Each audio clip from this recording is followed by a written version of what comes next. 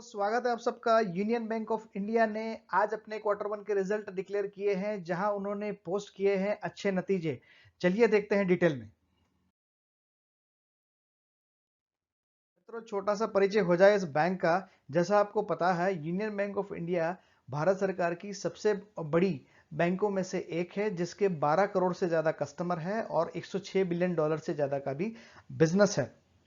1 अप्रैल 2020 को, जैसा आप यहाँ पे देख पा रहे हैं, कॉरपोरेशन बैंक और आंध्रा बैंक ऑलरेडी इसके अंदर मर्ज हो चुके हैं और ये मर्जर के बाद 9000 से ज़्यादा ब्रांचों का इनका नेटवर्क है, जो कि सबसे बड़ा, चौथी सबसे बड़ी बैंक जो है वो बन गई है। इसकी शेयर होल्डिंग पैटर्न की बात करें तो 86.75% जो है वो भारत सरकार के पास है, एफआईएस के पास 1.22%, डीआईएस के पास 6.37% और 5.60% जो है वो आपके और मेरे जैसे लोगों के पास है। ये रिजल्ट है जो आज उन्होंने डिक्लेयर किए हैं। स्टैंड अलोन और कंसोलिडेटेड दो रिजल्ट है। हम जहां तक रिजल्ट्स का सवाल है, अप टू ईपीएस जो है हम स्टैंड अलोन की ही बात करेंगे, और जहां तक एनपीए का सवाल है वो कंसोलिडेटेड में रिपोर्ट नहीं होता, वो स्टैंड अलोन में ही आता है। तो उस टाइम पे हम नीचे के स्टैंड अलोन के फिगर को रेफर करेंगे। कंसोलिडेटेड के फिगर में भी यहाँ पे 4 कॉलम दिए हैं। ये जून क्वार्टर का है, ये मार्च क्वार्टर का है, ये जून क्वार्टर पिछले साल का, और ये 19-20 साल भर की फिगर है।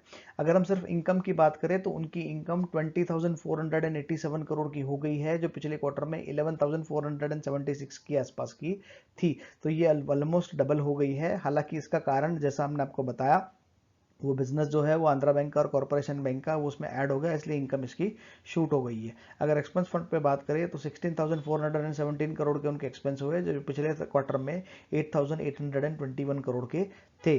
ऑपरेटिंग प्रॉफिट जो रहा वो इस क्वार्टर में उनका रहा 4,069 करोड़ का, जो पिछले क्वार्टर में 2,654 करोड़ का था।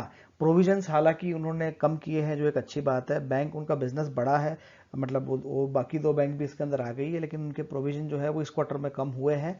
जैसा कि हम देख पा रहे हैं, टोटल प्रोविजन उन्होंने लिया है 3,590 करोड़ का। पिछले क्वार्टर में ये 3,612 करोड़ के थे।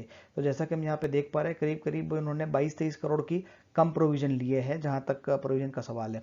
उसमें भी जैसा वो कह रहा है कि नॉन परफॉर्मिंग जो एसेट्स का प्रोविजन अगर देखें तो ये 2,473 का है, जो पिछले क्वार्टर में 3,080 करोड़ का है। तो वो नॉन परफॉर्मिंग का एनपीए जो प्रोविजन ले रहे हैं वो कम हो रहा है, जो कि एक अच्छी बात है। और ये मर्जर के बाद हो रहा है, तो ये और अच्छी बात है कि वो दो बैंक ऐड होने के बाद भी एटलीस्ट ये यहाँ पे कटौती देखने को मिल रही है। यहाँ पे उन्होंने लास्ट क्वार्टर में यहाँ पे एक्सेप्शनल आइटम लिया था 2509 करोड़ का, जिसके चलते उनको काफ़ी ये जो है वो यहाँ पे लॉस में फिगर कन्वर्ट हो गए थे। प्रॉफिट जो है वो माइनस में चला गया था ये एक्सेप्शनल आइटम के बाद।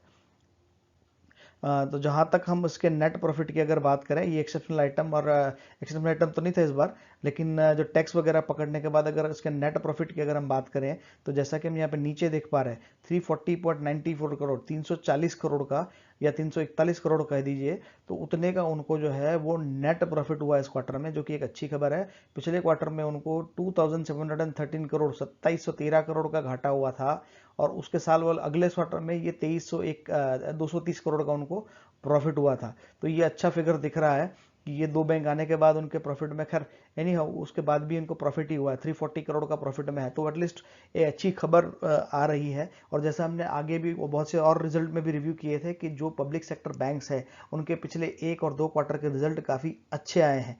वो जो इन बैंक के अंदर पिछले काफ़ी समय से सफाई अभियान शुरू हो गया है, और अपना फाइनेंस मिनिस्ट्री भी जो है वो काफ़ी अग्रेसिवली इसके ऊपर काम कर रहा है, बैंकों को मर्ज कर रहा है, एनपीएस को साफ करा रहा है।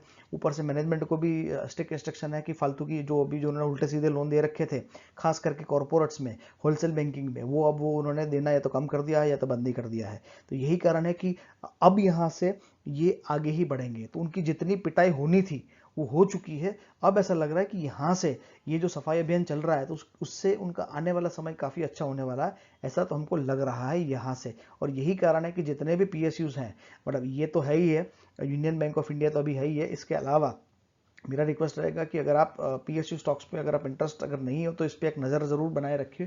State bank of India, Punjab national bank और बैंक ऑफ बड़ौदा भी, और ये यूनियन बैंक, ये चारों बैंक जो है वो पब्लिक सेक्टर की बड़ी बैंक है, जो कि आने वाले टाइम में अच्छे रिटर्न्स अपने शेयर होल्डर्स को दे सकते हैं लंबे अवधि के लिए। हालांकि जो उन्होंने यहाँ पे एनपीएस के फिगर दिखाए हैं वो उसमें अभी भी इंप्रूवमेंट की गुंजाइश है। अगर आप देखेंगे तो जहाँ पिछले क्वार्टर में ये 14.15% का उनका ये ग्रॉस एनपीए था, वो इस बार बढ़ के 14.95 हो गया है। हालांकि ये दो बैंक आने के बाद बढ़ा है तो अभी कुछ भी कहना ज़्यादा होगा, लेकिन अभी तो ग्रॉस एनपीए बढ़ता हुआ दिखाई दे रहा है। हालांकि नेट एनपीए उनका इस क्वार्टर में कम हुआ है 4.97, जो पिछले क्वार्टर में 5.49 था। ये है उनके रिजल्ट में, वो दिखा रहे हैं कि दिक्कत कहाँ है। तो ये भी रिजल्ट इनके स्टैंड अलोन और कंसोलिडेटेड है, तो उनको प्रॉफिट आ कहाँ से रहा है। तो आप अगर देखेंगे यहाँ पे, तो ये जैसे आप देखोगे ट्रेजरी ऑपरेशन उनके लिए प्रॉफिटेबल है, रिटेल बैंकिंग उनके लिए प्रॉफिटेबल है। इनफैक्ट ट्रेजरी ऑपरेशन में तो बहुत अच्छा पैसा वो बना रहे हैं, यहाँ पे अच्छा खासा जंप भी इनको मिल रहा है और ट्रेडिशनली इनके लिए अच्छा बिजनेस रहा है। सबसे ज्यादा रेवेन्यू उनको ट्रेजरी ऑपरेशन से आ रहा है। रिटेल बैंकिंग उनके लिए बहुत अच्छा है। दिक्कत सिर्फ यही है, ये कॉरपोरेट और होलसेल बैंकिंग जो है ये सब जगह नेगेटिव ही नेगेटिव सा, देखिए ये हर जगह पे नेगेटिव है। और ये जितने भी हमने पीएसयू बैंक रिव्यू किए हैं वो सब के अंदर, इवन प्राइवेट में आईडीएफसी बैंक वगैरह भी हमने रिव्यू किए थे, तो होलसेल बैंक जो बड़े बड़े प्लेयर्स उल्टे सीधे लोन ले लेते हैं और फिर पैसे चुका नहीं पाते, यही कारण है कि वो बैंक को इतना हिट कर रहा है। ये है उनके पिछले 5 साल की परफॉर्मेंस। अगर टोटल इनकम देखेंगे तो 36,000, 38,000, 38,000, 39,000, 43,000 इनकम कभी भी इस बैंक के लिए प्रॉब्लम रहा ही नहीं है। और हम कभी भी वॉक इन करते हैं, हम किसी भी पीएसयू बैंक में कभी भी चले जाएंगे, हमको लोग दिखेंगे, कस्टमर्स दिखेंगे, तो बिजनेस के लिए उनको कभी प्रॉब्लम रहा ही नहीं है। दिक्कत यहीं पे आती है। यहाँ पे देखिए 16-17 में तो फिर भी उन्होंने प्रॉफिट किए थे। हालांकि ये वो टाइम था जब वो प्रोविजन शायद ले नहीं रहे थे और दिक्कतें आना शुरू हुई थी, जब बड़े बड़े प्लेयर्स फेल पिछले 3 साल में होना शुरू हो गए थे, चाहे वो अनिल अंबानी ग्रुप हो या वोडाफोन हो या और भी जो इतने भी प्लेयर्स हैं, तो वो सब ने पिछले कुछ टाइम से तकलीफ देना शुरू किया था। तो मार्च 18 में देखिए 5,200 करोड़ का घाटा, मार्च 19 में 2,900 करोड़ का घाटा, मार्च 20 में 3,000 करोड़ का घाटा, तो ये बहुत सारा घाटा ऑलरेडी बुक कर चुके हैं। अब जैसे इस क्वार्टर में प्रॉफिट में आए हैं वो, ऐसा लग रहा है कि आने वाले क्वार्टर उनके अच्छे जाएंगे, ऐसा भी यहाँ से तो लग रहा है। ये उनके ग्रॉस एनपीए अगर देखेंगे तो 9%, 11%, 16%, 15%, 14%। तो अभी उनको इस फ्रंट पे और भी बहुत काम करना है। इस क्वार्टर में भी हमने देखा तो 14 से ज्यादा के ही है, तो ये अभी भी उनके लिए थोड़ा सरदर्द बना रहेगा अगले 1-2 क्वार्टर के लिए, और उसके ऊपर उनको जल्दी से कुछ ना कुछ करना पड़ेगा। जहां तक शेयर होल्डर्स की बात करते हैं, 2002 में ये 15 रुपए का था, 18 साल में ये मुश्किल से डबल हुआ है। एक टाइम ऐसा था जब ये 400 रुपए तक इसका शेयर चला गया था 2011 में, लेकिन उसके बाद से फिर उसको उसके जो वैल्यूएशन है वो कंटिन्यूसली डाउन ही होता रहा है। इस कंपनी में वर्चुअली शेयर होल्डर्स को कुछ भी नहीं मिला।